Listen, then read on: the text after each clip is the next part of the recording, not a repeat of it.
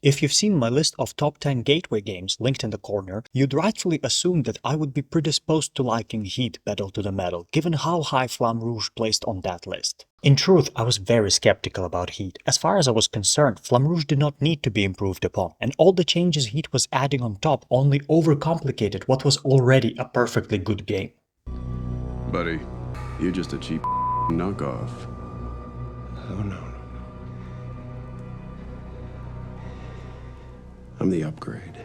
But god damn it, despite all my prejudice towards it, I can't argue that Heat didn't just absolutely sink from the first turn onwards. All of the mechanisms gel together beautifully, the new additions made it feel like a deeper and entirely different experience to Flamme Rouge, and the theme completely sucked me in and kept me locked in for the entirety of the race. Heat ended up being one of those rare games I played, went home, found a version on Board Game Arena, played that well into the night, and then bought my own copy the first thing the next morning.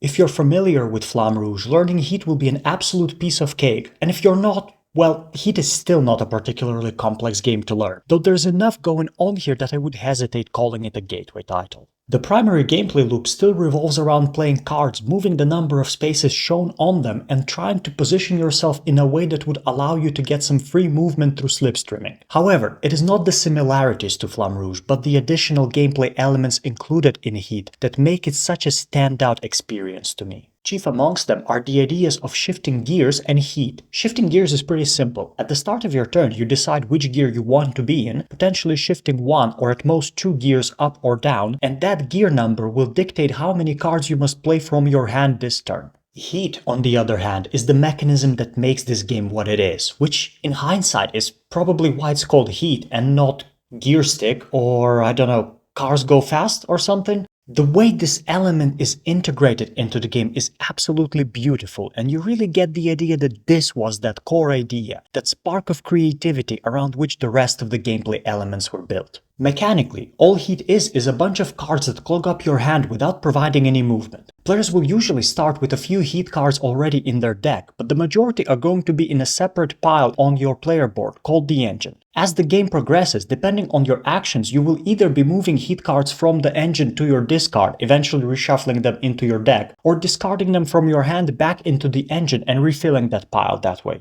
The interesting bit comes from just how essential effective heat management is to the game and how this one seemingly small element is integrated throughout every step of the game. Want to go up or down 2 gears instead of 1? That'll cost you a heat. Want to blind boost and move a little further? That'll be another heat. Cross the corner at a higher speed than indicated? Pay the difference in heat. Ah yes, corners. I'll admit, I might have buried the lead there a little bit talking about gear shifting and heat management, as it is the corner mechanism that ties this whole package together, making shifting gears at the right time absolutely crucial, and giving importance to maintaining a decent supply of heat cards in your engine, giving the whole package a sprinkle of push your luck and resource management elements. As I mentioned, each corner is going to have a speed value assigned to it. This can be a very generous 10 or 7, or it could be an absolutely brutal 3 or 2, forcing you to slow down to an absolute crawl. If you plow through a corner at a higher speed than that, whether because your gear is too high, forcing you to play too many cards, or just because you are desperately trying to catch up to the leader, you have to pay for the difference by adding that many heat cards to your discard. That's all fine and dandy if you have enough heat in your engine, but if you don't, well, it causes your car to spin out, resetting you back to just before the corner and dropping you to the first gear. That's why heat management is so important. You can discard 1 or 3 heat cards from your hand if you're in second or first gear respectively, and trust me, having that extra heat required to go through a crucial corner at full speed while everyone else is slowing down can absolutely change the course of the game. I have had some incredibly memorable games where pushing my car like that allowed me to eke out a last-minute victory, or where the entire outcome of the game came down to the fact that my opponent had one last heat card required to blind boost when I did not. I will say though, for how straightforward the game is when you're playing it, I find it to be a bit of a bitch to teach to new players. And look, I'll happily accept that this is likely a me problem, and I might have just not found an approach that works for me yet. But the most natural way seems to be to run through all the steps you take on your turn as laid out on the player board. Except then half my explanation is stuff like, oh, and then if you do this, you add heat to the discard, but that comes up later, and here you could cool down, but I'll explain why that's important later. The rules teach just doesn't quite seem to flow for me, so if you have any tips on the best approach you've found, please let me know. The game also feels so thematic to me. Admittedly, I have zero clue about actual racing, but I've seen most of the Fast and Furious movies, I've seen Ford vs Ferrari, and I've seen the entire Cars trilogy, so I'm like basically an expert, and the feeling you get when you clear a tight corner, shift into top gear and go full speed towards the finish line never fails to feel absolutely exhilarating and like it's been ripped straight out of one of those high adrenaline racing movies.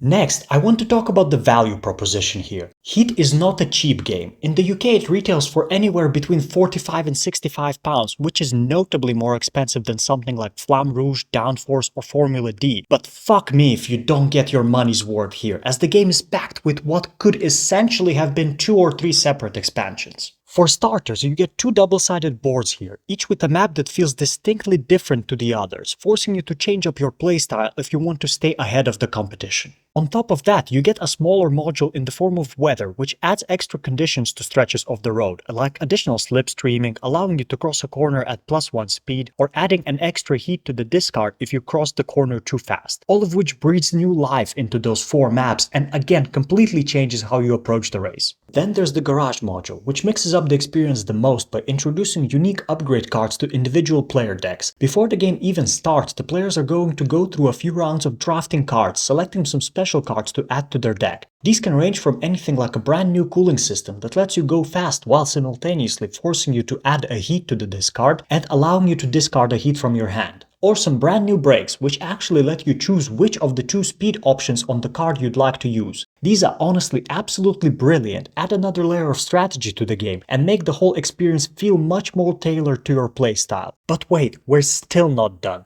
The game also comes with a championship mode, which combines all the previous modules and further adds sponsorship cards, which function as one-time upgrade cards, as well as a press corner where you can get extra sponsorship cards for meeting specific conditions. Each of these could have easily been its own £15 to £20 expansion, but by packaging them in with the base game, Days of Wonder made Heat one of the best bang for your buck board games out there.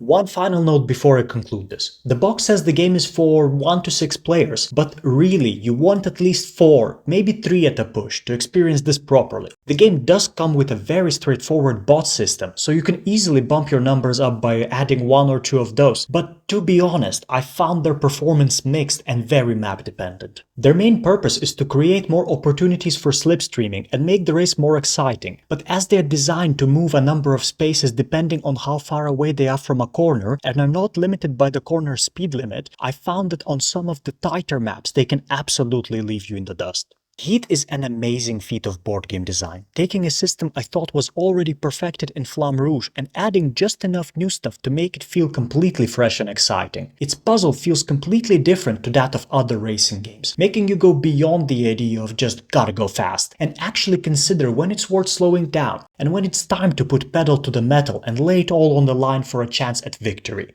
It would have been an easy recommendation with just the base mechanics alone, but the fact that you get so much extra content in the box makes Heat an absolute must-buy for me.